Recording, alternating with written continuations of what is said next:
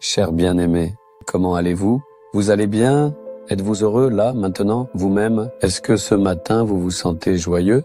Quand la présence du Seigneur est là, il y a toujours de la joie, n'est-ce pas? Quoi qu'il se passe autour de nous, il y a une paix, une tranquillité et une joie dans notre cœur. Quoi qu'il arrive, nous pouvons l'affronter, car Jésus est avec nous. Il y a une joie intérieure et c'est ainsi que nous devons être. Bon, vous voyez cet endroit, n'est-ce pas?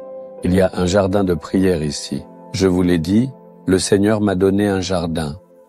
La première partie s'appelle le jardin de la marche avec Dieu. Un jardin pour marcher avec Dieu. La deuxième partie, c'est le jardin de Gethsémani.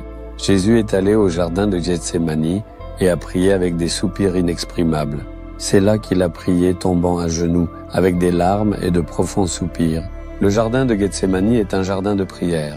De la même manière, nous avons conçu toute cette section comme un jardin de prière. Si vous y allez, vous trouverez des informations et des sujets de prière pour chaque district du Tamil Nadu. Vous trouverez également des informations et des sujets de prière pour tous les États de l'Inde, ce qui vous permet de prier pour chacun d'eux individuellement. Ici, vous pouvez venir, vous prosterner dans la présence de Dieu et prier avec ferveur. Personne ne viendra vous déranger. Vous pouvez prier à haute voix, prier en pleurant. De cette façon, les gens viennent ici de temps en temps pour prier. C'est ce jardin dont il s'agit. Alors, pensez-vous à ce que le Seigneur veut me dire aujourd'hui? Psaume 37, verset 27. Le Seigneur dit une parole. Mon fils, ma fille, détourne-toi du mal, fais le bien et possède à jamais ta demeure. Si tu sais que c'est le mal, éloigne-t'en. Fais le bien, alors tu subsisteras à jamais. Le travail n'est jamais permanent. On ne sait pas s'il va durer. Les affaires montent et descendent.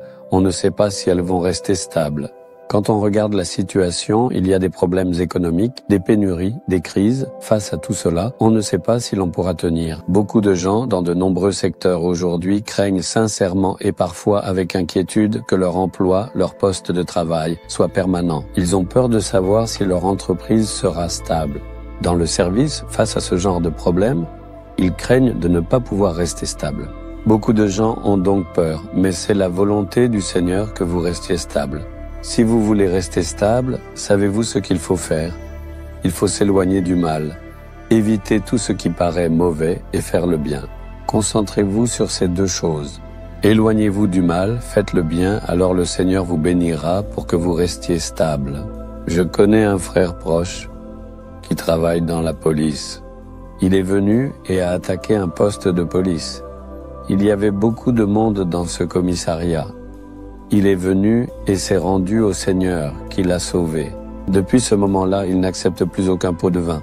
Même pendant les jours de fête ou si on lui offre quelque chose de spécial, il ne prend rien. Il dit « Pour moi, c'est suffisant.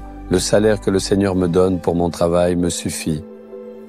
Je ne ferai jamais cette mauvaise action, je ne prendrai jamais de pot de vin. » C'est pourquoi dans ce poste de police, on l'appelle le Saint-Homme. On l'appelle le Saint-Homme. Tout le monde l'appelle ainsi.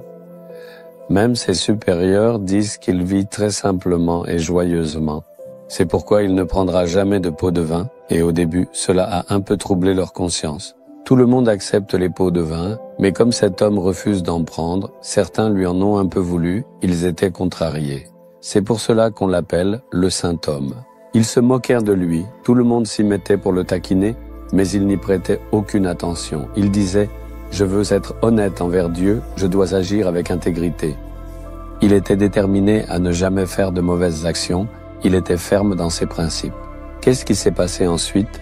Même ses supérieurs ont appris à le connaître, et lorsqu'une tâche importante survenait, c'est à lui qu'ils la confiaient, même s'ils étaient en colère. C'est toujours à lui qu'ils demandaient de faire les choses, et il était respecté parmi tout le monde. Mais regardez l'ironie. Un jour, il a été pris en flagrant délit de corruption et il a été humilié. Mais il n'a pas pu tenir le coup. C'est lui qu'ils ont finalement suspendu de son travail. Cependant, comme il était honnête, il a su rester ferme. Il vit avec sérénité et bonheur. C'est pourquoi le Seigneur dit de ne pas faire de mauvaises actions comme ça. Éloignez-vous des actes mauvais.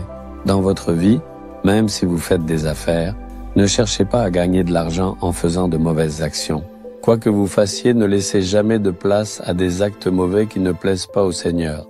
Vous devez agir avec honnêteté, être sincère et faire le bien aux autres. Si vous êtes un fonctionnaire du gouvernement, votre devoir est de servir le peuple. Vous devez donc œuvrer pour le bien des gens, car le Seigneur vous a confié cette responsabilité en vous faisant confiance. C'est pourquoi on dit que le service gouvernemental est le service du Seigneur, et c'est un service envers le peuple. Accomplissez ce service avec sincérité et faites le bien, alors vous demeurez prospère. Vous serez bénis, alors dites au Seigneur, quoi que je fasse, je le ferai avec honnêteté et sincérité, je ne tromperai personne, et je n'utiliserai ni mon autorité ni mes affaires à de mauvaises fins.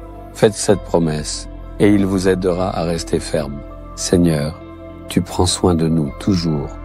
Aide-moi, Seigneur, à être sincère, à marcher dans l'intégrité et à m'éloigner du mal. Protège-moi afin que je ne mette jamais la main à de mauvaises actions. Bénis-moi, s'il te plaît, afin que je puisse faire du bien aux gens au nom de Jésus. Amen, amen.